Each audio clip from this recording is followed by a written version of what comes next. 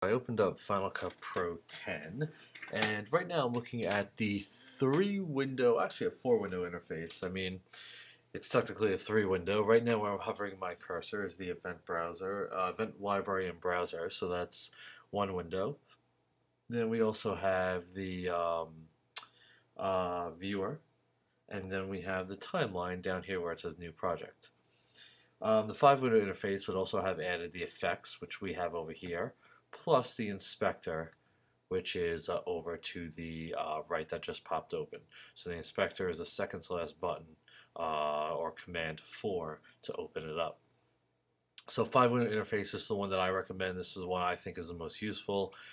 Event browser and library. Next, my mouse is covered over the viewer.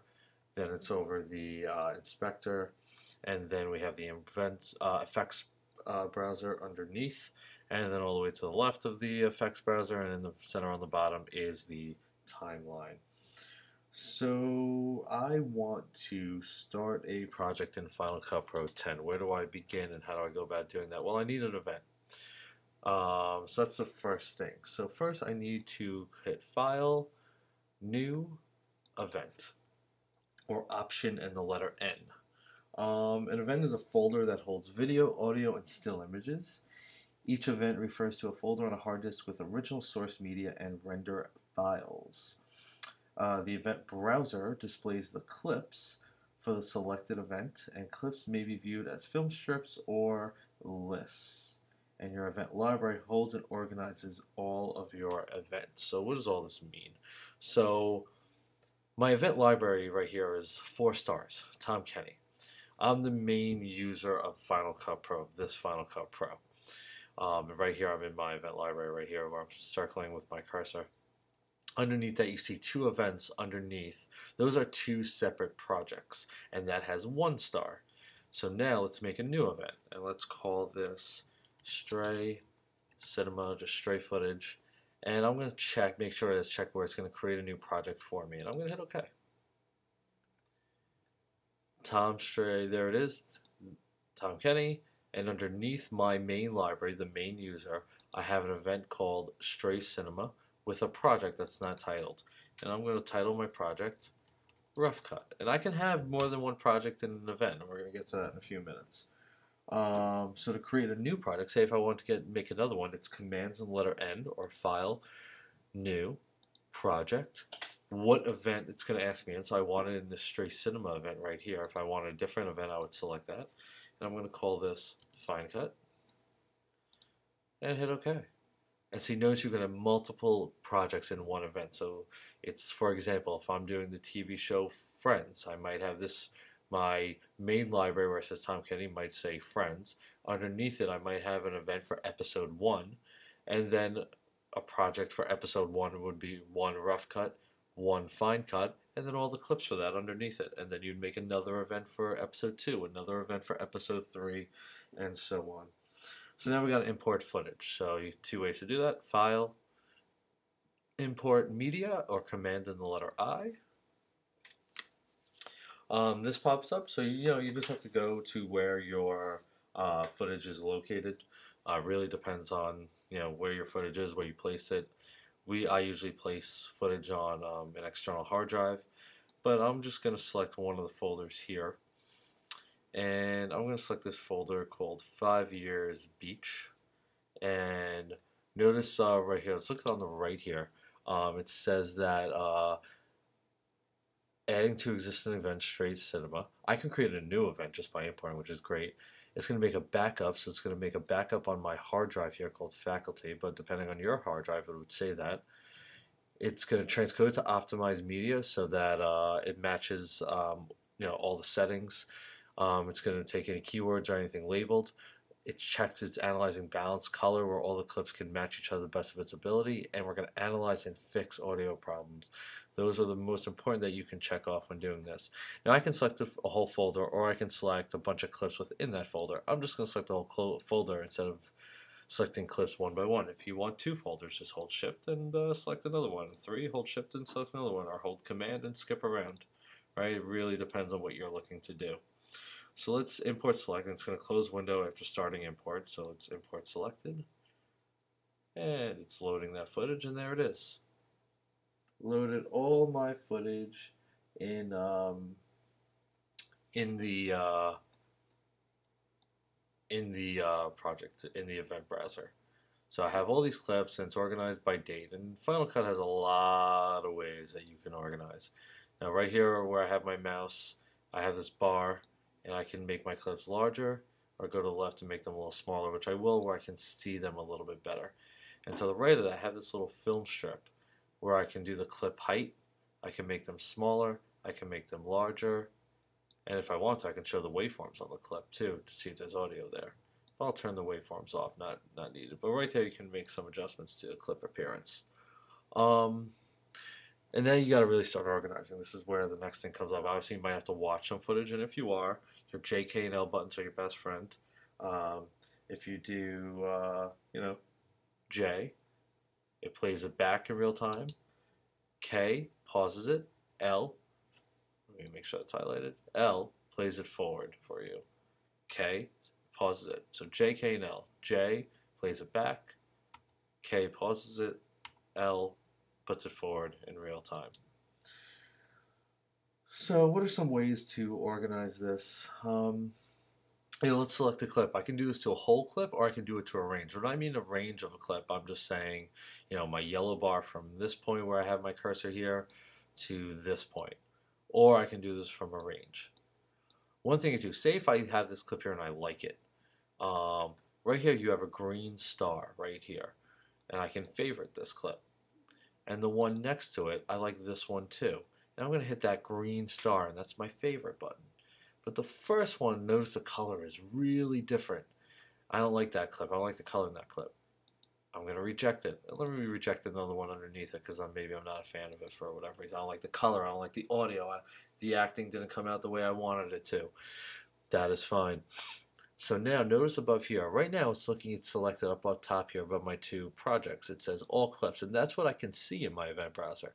But I can also show the favorites. So look at that. I have only my favorites showing. Or maybe I just want to show the ones that I rejected. And I can even show the ones that are unused, which is everything but those two clips and on the timeline. So it's basically the footage you don't have on your timeline at that time. Let's go back to all clips. So that's one way of really organizing your footage is by favorites and the rejected. I tend to use it a lot depending on the footage and depending on what I have. And like I said, I can do a range where I can just select a certain portion, which I'm going to do to the one underneath the second clip here.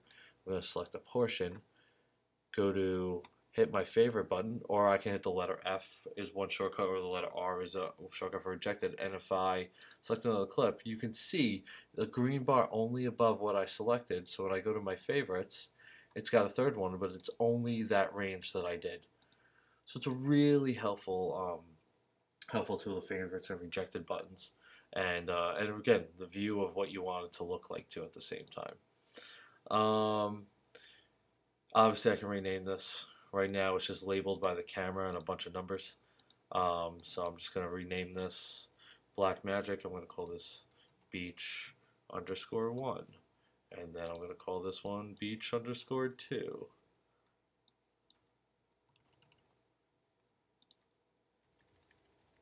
And notice there's a lot of numbers there. Right, so that's it. Just clicking on it and it renames it.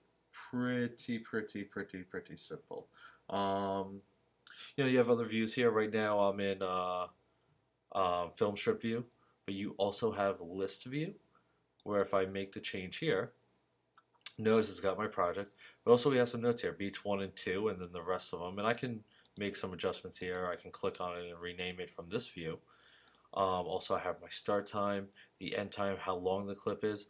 I also have notes here, where I can write down, maybe bad color, or maybe this one is going to be good take, or whatever notes that you want to make there. We also have the date, and notice we also have the camera angle. I can say this one is a wide shot. So you can make some adjustments on the fly. And this one would be a medium shot, or, depending on what you're doing, and you can make your changes in list view. Also, you have right here, you have a settings button, and it shows you how to sort your clips by. I can group clips by, right now it's going by the content created, but I can do it by the date, by the scene, the duration of how long, maybe by the camera name. It's going by also descending. I can have it go by ascending.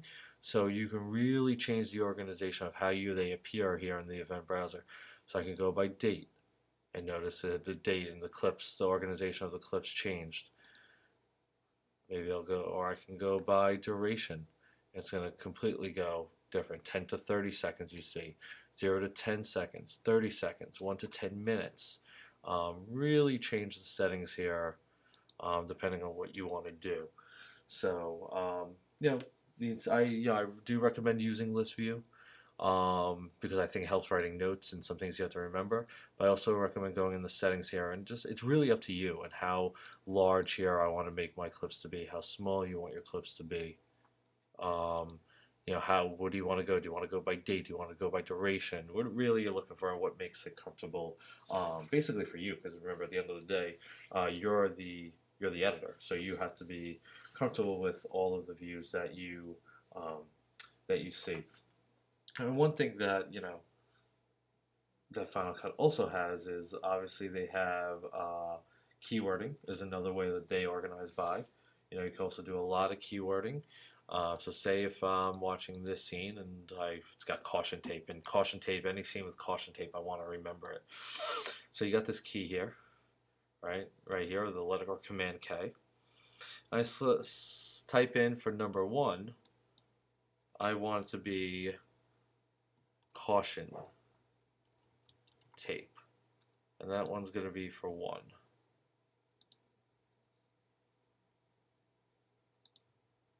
And then I also want, for 2, I want guy 1.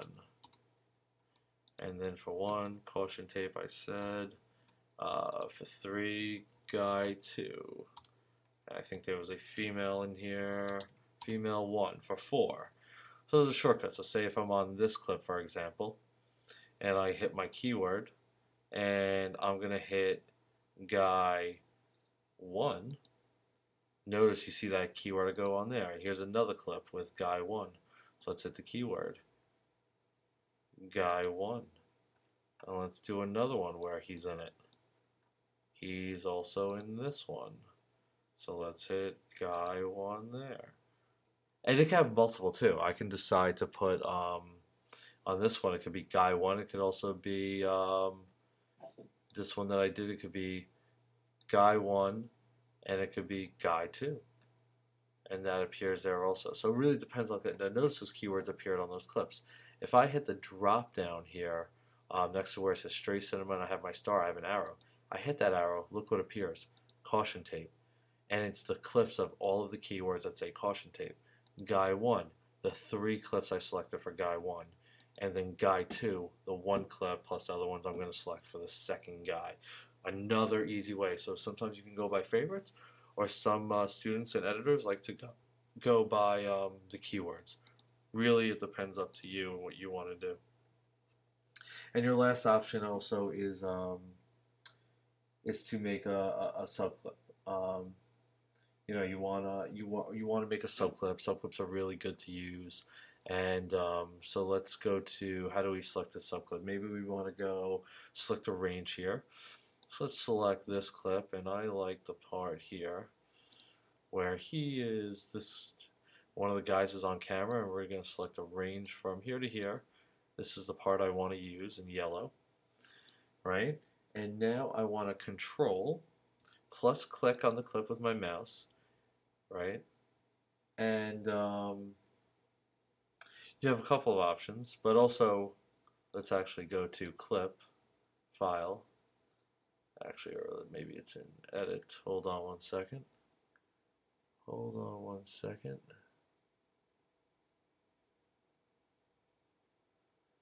I believe there was another way to do this besides the way that I was going to do it, but we'll do it the way I was going to do it. So we go to Control, click, and it says New Compound Clip. So let's make that. And I'm going to title this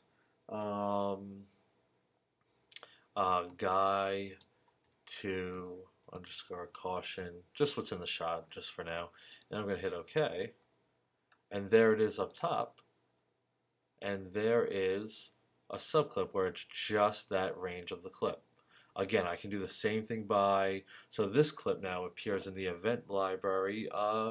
It's a subclip. Now, could I do the same thing in favorite and reject? Yes, I can. Can I do the same thing in keywording? Yes, I can. It's just, again, maybe you want a separate clip where you see the clip in your event library with your other ones. Again, whether it's subclip, whether it's favoriting, whether it's keywording, it's all organization and what you find the best for your needs. So one thing to keep in mind, anytime you put a clip on the timeline, that's one clip right there. Let's select the one that we have on the timeline here. I'm going to select modify, and then we're going to go to clip. And one thing, notice your audio and your video are attached together as one. They're not separated. So if I detach my audio, notice it separates it together on the timeline. So your audio is green, your video is in blue. So that's a helpful trick to do, because you don't want it when you're doing audio editing. You don't want to have them to be combined together. You're going to want to separate it where it's a little bit easier for you to work with as you're doing editing here. And the last thing that I quickly want to go over is, if you want to disable anything on your timeline, say if you want to mute the audio because you just want to watch the video, just select the letter V and it's going to disable the audio. If I hit V again, it's going to turn it on. If I hit select V, it turns the video off and I can just listen to the audio. Select it again, the letter V, and it comes back on. Really, it comes down to what you're doing. So say if I'm listening to the audio, I might turn the video off and just hear the sound and make sure I'm happy with the sound. And the same thing with the I'm checking the video, I might turn off the audio and just look at the picture and make sure my cutting and my editing is working together pretty well. So that's how you do some basic beginner steps in Final Cut Pro. And then one last thing that I do want to go over, notice in one of the tutorials we went over connected clip, or we will be going over connected clip if you haven't gone over it yet. I'm just going to take my B-roll here, and I'm going to, you can bring a notice, it's giving me that pause, it doesn't want me to put it there, but I only want to bring down the video from, actually maybe we'll take a different clip, maybe we'll take this one. So this clip right here, and I only want the video only, and I want it as a connected clip on top, and that's a long clip as you can see. Move it down a little bit. Now notice that's not, as I drag down here, it's not part of the storyline. The storyline here is in black that we have, after the fact, and you see the black here, that dark black where I have my cursor here. This clip doesn't have that. If I go all the way down and all the way to the end of this, it's still gray all the way up on top, right? So, that's an issue for a couple of things. You can't put effects on connected clips that's not in, especially dissolves and stuff, that's not its own storyline. So how do we go about, making a storyline with what we're working with here, in this area that we're editing? How do we make a separate storyline on my timeline? So one thing that we want to do is we select the clip on top. That's a connected clip, and then we go to clip, create storyline, or Command G, and we hit that, and notice the black that went around the borders of the clip for you. So a storyline can be moved as a complete unit. It's much easier to move several clips together as a storyline than as individual connected clips because of editing and because they can all move together. So it's actually Pretty helpful, especially if you have, now this is just one clip, but I can have 20 clips, select them all in my connected clips, make it a storyline, and then move it. So again, these are some basic beginning steps in Final Cut Pro 10 as you're getting out started with this.